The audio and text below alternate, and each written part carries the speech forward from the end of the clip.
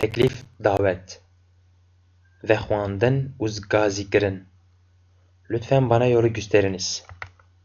Ji kerema xwe re rê nîşan min bidin. Yolu açın, rê vekin. İzninizle geçebilir miyim? Bi destûra ve dikarim derbas bibim?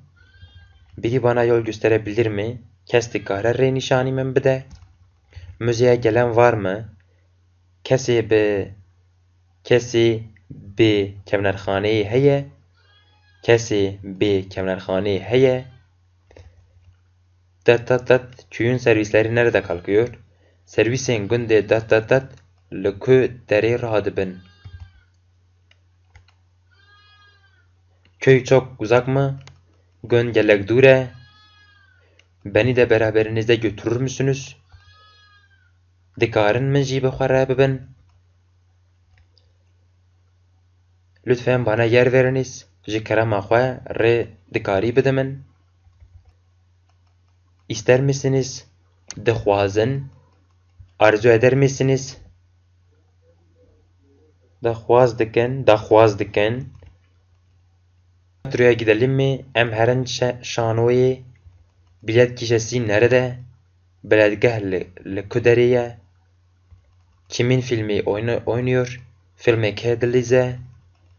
Film yerli mi yabancı mı? Film xwecihî an jî biyanî ye? Xwecihî an jî yan biyanî ye? Xwecihî yan biyanî. Film xwecihî ye yan biyanî ye?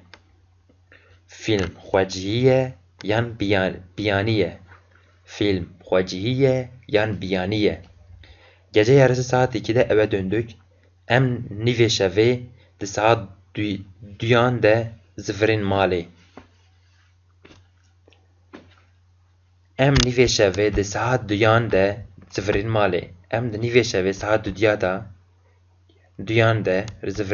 zifirên malê. Müsaade eder misiniz? Destura ve heye. Müsaade eder misiniz? Bana yardım eder misiniz? Dikarin alîkariya min bikin. Sizi nerede alayım? Ve li ku derê vergirim. Benimle dans eder misiniz? Tu dikarî min re reqsê bikin? Olur mu? Dibe. Siz bilirsiniz. Hûn dizanin. Nasıl istersiniz?